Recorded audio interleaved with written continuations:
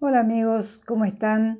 Bienvenidos a este espacio que de alguna manera nos retrotrae a todo lo que ha sucedido y viene sucediendo dentro del mundo del arte y del entretenimiento.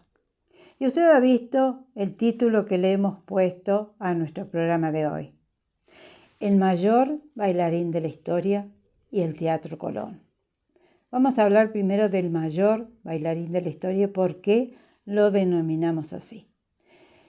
Así como en el canto lírico se considera que el gran nombre de todo el siglo XX fue Enrico Caruso, y cuando usted piensa en el gran tenor de toda la historia de la lírica, piensa en Enrico Caruso. Y si tiene que ubicar al más grande bailarín que hasta ese momento, dentro de su estilo y dentro de su época, se considera el mayor bailarín de la historia, tenemos que hablar de Václav Nijinsky. Ya sé, ha habido otros después, tan grandes como él, o que quizá lo han superado. Estamos hablando de un Rudolf Nureyev, por ejemplo, o de un Mikhail Baryshnikov, o de un Julio Boca, ¿cómo no? Lo que sucede es que él innovó hasta un momento, dentro de un momento en que los bailarines no se destacaban, y sobre todo el ballet ruso y el ballet francés, pero sobre todo el ruso. Los bailarines no tenían roles relevantes en los temas que se ponían en las composiciones musicales para ballet que se ponían en escenarios. Siempre era la mujer, no sé, por distintas razones, quizá por su vestuario, pero era, digamos, la privilegiada dentro de los roles en el mundo del ballet. Llegó este muchacho, que era muy joven, tenía 17 o 18 años cuando empezó a bailar en los grandes escenarios del mundo, Nijinsky, Václav Nijinsky, y revolucionó todo. Porque empezó a dar unos saltos que antes no se habían dado, empezó a hacer unas piruetas sobre los escenarios que antes no se hacían, se animó a innovar, se animó a crear. Pero nosotros lo vamos a ubicar, algún día hablaremos de la historia de Václav Nijinsky y de su mentor, del empresario que lo lanzó a la fama, que se llamó Serge Diaghilev. Lo vamos a ubicar en Argentina, porque cuando él llegó a la Argentina ya tenía en su haber un éxito descomunal en el mundo de la danza y dentro de Europa, donde él se había movido junto a los ballets rusos de Diaghilev. Bueno, él empezó siendo muy niño a aprender danza en el Teatro Mariinsky. Después lo tomó Diaghilev porque se dio cuenta que allí había una pepita de oro o un diamante en bruto que había que embellecer, que tallar, que pulir. Y bueno, lo lanzó a la fama, lo lanzó a la historia del ballet. Usted sabe que hacía muy poco tiempo, si no le cuento, que las bailarinas habían comenzado a bailar en puntas, en zapatillas de puntas. Hasta ese momento se bailaba con zapatillas comunes, flexibles, y los hombres también. Los hombres nunca usaron zapatillas de punta en ningún caso en el mundo del ballet. Pero Václav Nijinsky puso, más allá de la técnica que había aprendido desde muy niño, le puso su impronta a los giros y al movimiento y a la danza del bailarín masculino. Bueno, Diaghilev, viendo todo eso, habiéndose enamorado de él, siendo pareja los dos, decidió que iban a hacer una gira por toda esta otra parte de Europa saliendo de Rusia. Esto fue en 1909, creo, cuando ellos salieron por primera vez de Moscú o de San Petersburgo.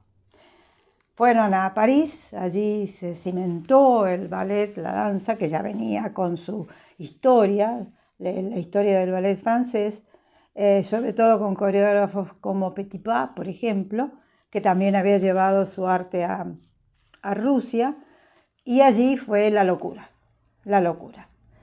Y habiendo visto este hombre Diaghilev los recursos y las expresividades que mostraba Nijinsky sobre el escenario, en un momento determinado lo dejó a que hiciera la coreografía de 3 ballets sucesivamente. El primero fue La siesta de un fauno, el segundo fue La consagración de la primavera con música de Stravinsky y el tercero Jeux o Juegos con música de Saint-Saëns. Bueno, ¿qué decirle?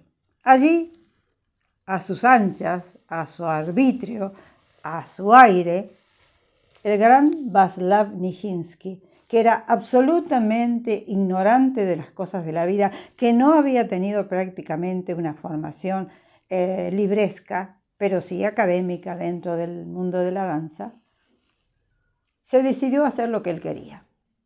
Él tenía un fuego interior, tenía talento, tenía genio, le faltaba refinamiento. Entonces, cuando le dieron l'après-midi d'un faun, o sea, la siesta del fauno, con música de Debussy, él hizo lo que quiso en el escenario. Era la historia de un fauno enamorado de unas ninfas, que quería sobre todo a una de ellas, que ella huye ante su presencia, y él termina destrozado, frustrado. Pero ¿cómo lo tomó Nijinsky a eso? A esa historia, que él tenía que representar en los escenarios, en este caso del Châtelet de París. Él tomó la historia y al final, cuando se siente frustrado ante la negativa de la ninfa,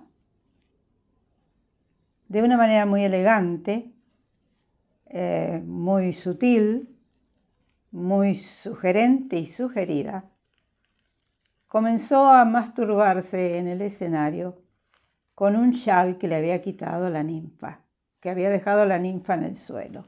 Él se acuesta arriba del chal y comienza movimientos masturbatorios. Eso fue el acabose para la sociedad pacata e hipócrita de 1909, 1910 u 11 en París. Bueno, pasó, fue un éxito. No la primera noche, pero después sí. Venía la segunda oportunidad de que él hiciera coreografía. Entonces tomó la consagración de la primavera e hizo su coreografía. Él no bailó allí, sino que dirigió a los integrantes de la compañía de los ballets rusos e hizo una apuesta totalmente diferente. El público se volvió loco, de estupor, de rabia. Algunos aplaudían, dándose cuenta de que ahí estaban ante una revolución en el mundo de la danza. Victoria Ocampo fue a ver la consagración de la primavera con música de Stravinsky. Fue todas las noches, porque ella prácticamente vivía en París, más que en Argentina, y narra también esa misma circunstancia, que la gente enloqueció. Algunos haciendo un alboroto de bronca y otros aplaudiendo a esa revelación que era Nijinsky. Bueno, eso dio pie para que su nombre fuera mucho más conocido, el de Diaghilev también, el de Stravinsky también, el de los ballets rusos también. ¿Cuál fue el estilo de Nijinsky en sus coreografías? Más allá de que se había atrevido a hacer unos saltos descomunales y unos pasos diferentes, fue un momento en que evidentemente ya empezó a cargar con lo que después lo llevaría a dejar la danza. Movimientos crispados, movimientos discontinuos, mucha fragmentación de la continuidad, del ritmo. Hizo lo que quiso, pero hizo algo que revolucionó al mundo del ballet del momento. Si después se siguió o no con eso, sí, se siguió de alguna manera. Otros coreógrafos tomaron esas indicaciones que él había dado, que además no sabía música, entonces fue para los maestros que estaban allí con él ensayando con la compañía de los ballets rusos, fue una tortura, porque él no sabía expresarse. Él simplemente decía 1, 2, 3, 4, 5, 1, 2, 3, 1, 2, 4, 5, 6, y no sabía escribir música, no sabía escribir. Bueno, la danza fue siempre muy difícil de registrar hasta que llegó el cinematógrafo. Bueno, todo eso significó que su nombre apareciera encabezando los titulares de los diarios. Y además, Diaghilev, que era un muy buen empresario, se encargó de hacerlo conocer en el mundo entero. Entonces se decidió que había que llevar esa danza. Juegos de Saint-Saëns fue más tranquilo, pero también eran movimientos crispados, espasmódicos, pero no fue el escándalo que había sido los dos anteriores, la siesta del fauno y la consagración de la primavera. Decidieron hacer una gira por América. ¿A dónde? En primer término, a la Argentina. Porque usted sabe que en ese momento los argentinos en París, así como le digo a Victorio Campo, los grandes terratenientes y la gente pudiente de Argentina vivía prácticamente más en París que en Buenos Aires, o que en Argentina, en otras zonas de Argentina, en otros lugares. Decidieron venirse, traer toda la troupe de los ballets rusos a la Argentina, al Teatro Colón. Y allí empezó la tragedia de la vida de este hombre, de Václav Nijinsky. Porque allá se quedó Diaghilev, que según parece no quería viajar en barco porque le tenía pavor al océano, al mar. Entonces mandó a toda la troupe con gente de su confianza. Y en el barco, una bailarina joven, una condesa húngara que había insistido para integrar los ballets rusos como Partiquina, no como primera figura, que se llamaba Romola de Pulski, lo enamoró. Él tenía evidentemente inclinaciones bisexuales. Había sido amante de Diaghilev y después esta muchacha lo enamoró.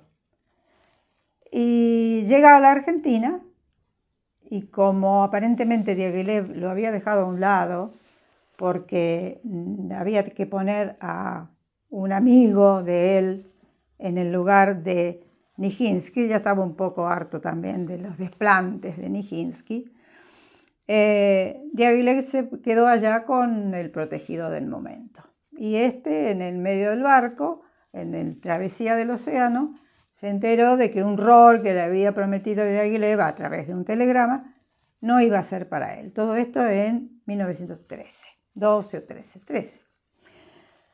Bueno, desesperado, Nijinsky, porque se dio cuenta de que no iba a sortear fácilmente ese escollo y esa rabieta que le había provocado a Diaghilev, se tiró en los brazos de Romola de Pulski. 2 días después de llegar a Argentina se casaron.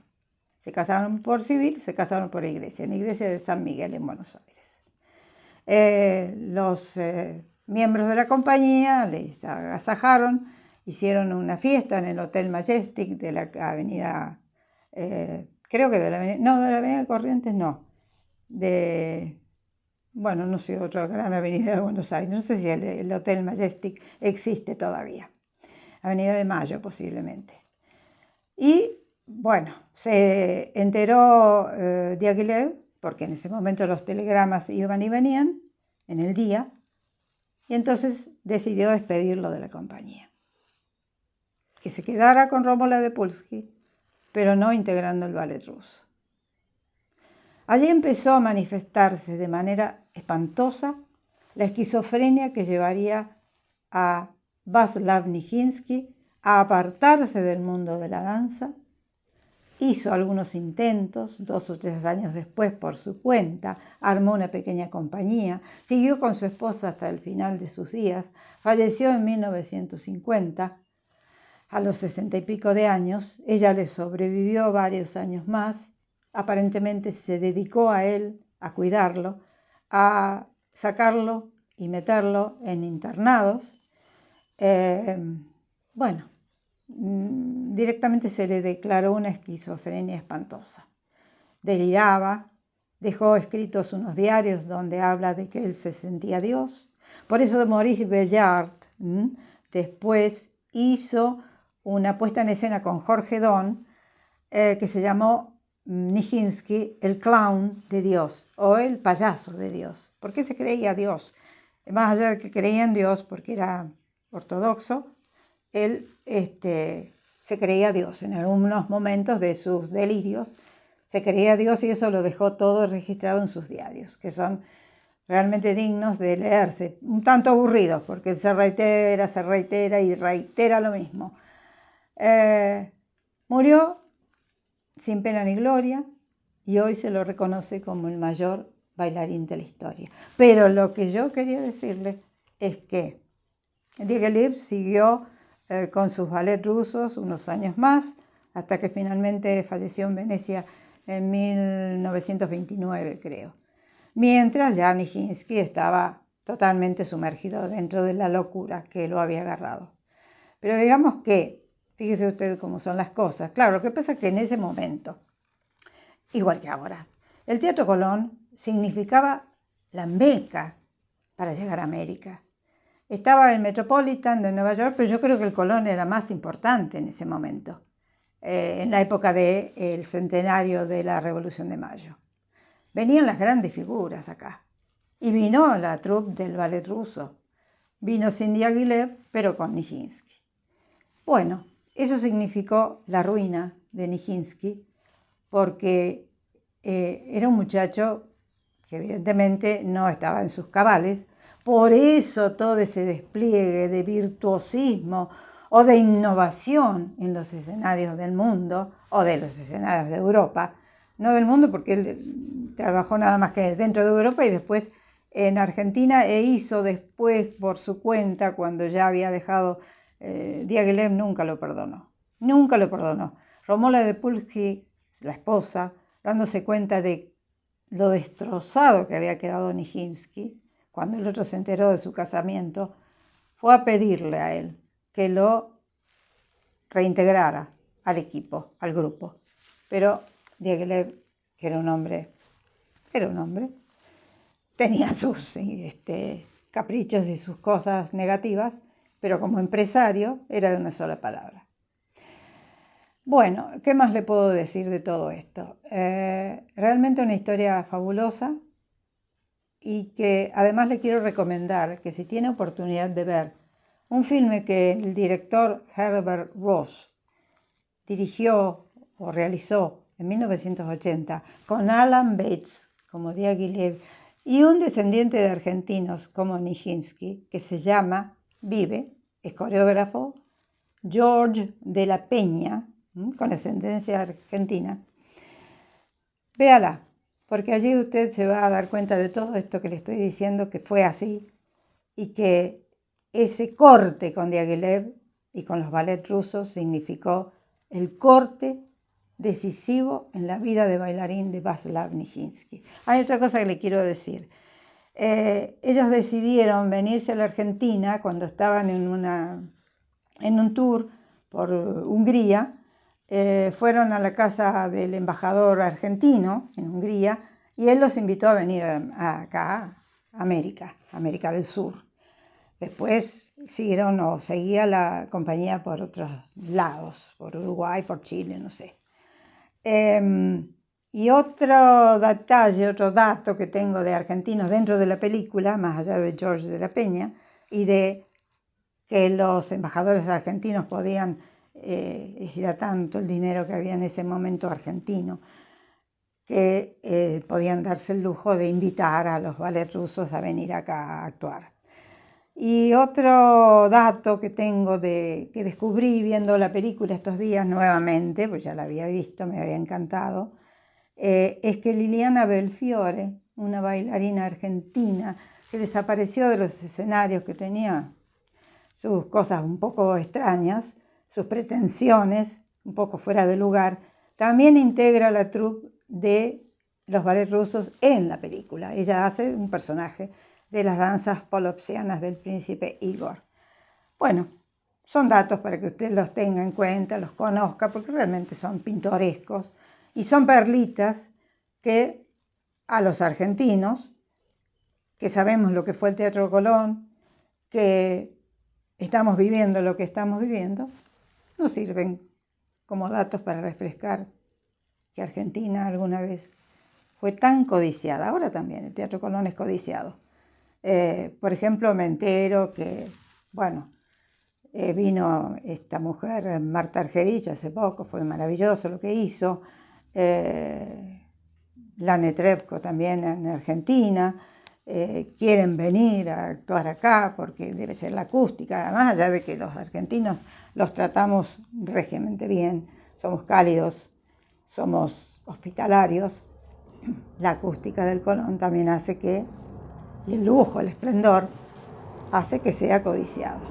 Bueno, señores, esto ha sido todo por hoy. Les pido que se suscriban, que me den like, que me sugieran cosas, que critiquen si hace falta y que me digan si hay algún otro tema que podamos tratar que a usted le guste. Yo voy a volver sobre el tema de Nijinsky, porque realmente lo que pasó en ese entorno fue único en la historia del siglo XX y del siglo XX, que es cuando... ¿Sabe qué pasa? Que después de la Revolución Industrial, Europa se transformó y transformó al mundo entero. Entonces dio a luz dentro del arte a figuras, por ejemplo, como Picasso, como Nijinsky, como, bueno, tantos otros que ha habido dentro de las diferentes artes. La revolución industrial fue fantástica para la evolución de la humanidad y sobre todo de la parte más intelectual, más culta y más popular, porque también fueron populares, manifestaciones como la de los ballets rusos, por ejemplo. Vea la película. No se la pierda porque ahí se va a dar cuenta que está todo. Está Stravinsky, está Saint-Saëns, está Debussy, está Picasso, las escenografías, los trajes de Bakst. Fue un gran diseñador de los extravagantes ropajes que usaban los ballets rusos cuando hacía falta según la obra que interpretaran. Chanel también tuvo que ver. Bueno, en fin, son datos para que usted los tenga en cuenta y si puede concretarlos, concrételos porque no lo va a lamentar. Chao, hasta cualquier momento.